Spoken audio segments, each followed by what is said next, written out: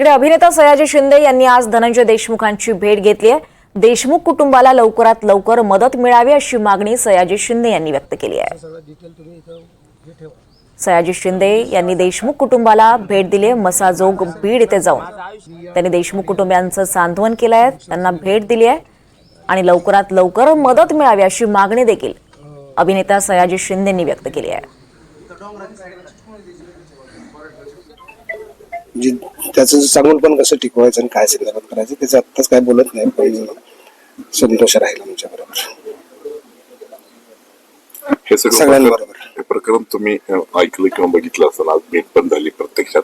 तुम्ही हे सगळ्या प्रकरणाकडे कसं बघता, म्हणजे ज्या पद्धतीने घटनाक्रम झाल्यात आतापर्यंत इथपर्यंत ते प्रकरण आले, त्याच्यावर खूप बोललं गेले, खूप म्हणजे 24 तास त्याच्यावरती बोललं गेलं जातं।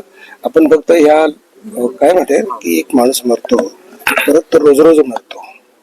आपल्याकडे बाजूला बघितलं तर आपण एखादा माणूस मरतो, पण हा असा आत्मा आहे की तो रोज रोज मारला जातोय ना, तर तो रोज रोज जिवंत कसा राहील याचा विचार करायला पाहिजे।